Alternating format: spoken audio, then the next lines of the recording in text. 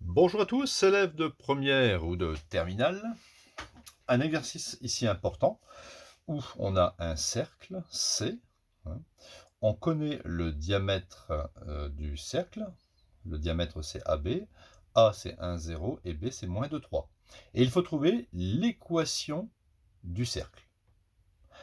Alors, pour cela, on va inventer ici un point M mobile de coordonnées x, y. D'accord? Le point M, il peut se balader comme ça sur le cercle.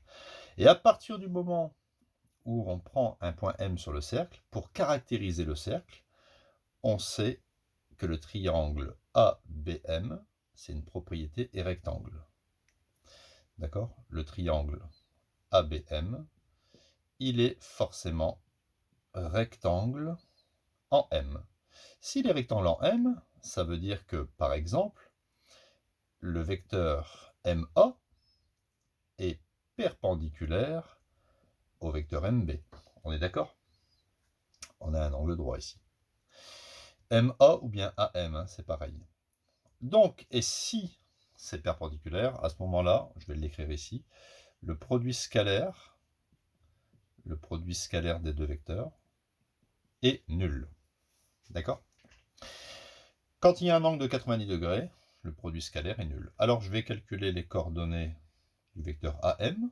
XA, ça fait 1, moins XM, ça fait X.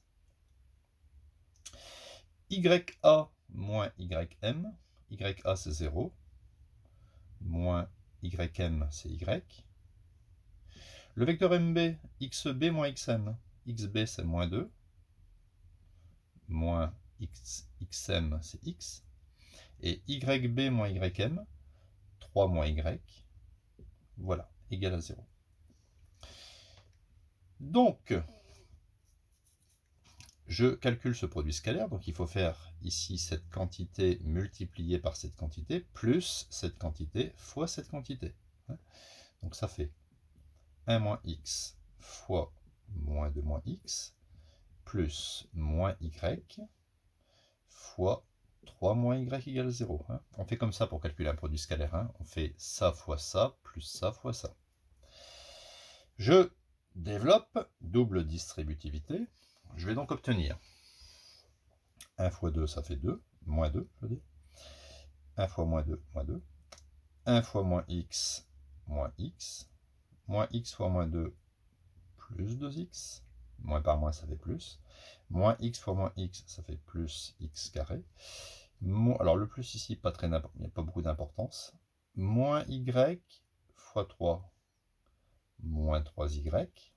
Et moins y fois moins y, ça fait plus y carré. Alors je réorganise un petit peu. X carré plus y carré.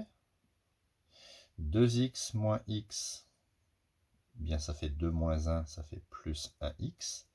Moins 3y moins 2 égale à 0. Voici l'équation cartésienne du cercle quand on connaît les coordonnées du diamètre. Voilà, cette petite leçon est finie. N'hésitez pas à vous abonner et d'activer la petite cloche qui vous permet d'être au courant de toutes les nouvelles vidéos qui vont arriver. Il y en aura une tatouille cette année. Si vous avez des petites questions, vous pouvez le mettre en commentaire sur une notion, quelque chose que vous ne comprenez pas. Pourquoi on fait ci, pourquoi on fait ça. Allez, à bientôt.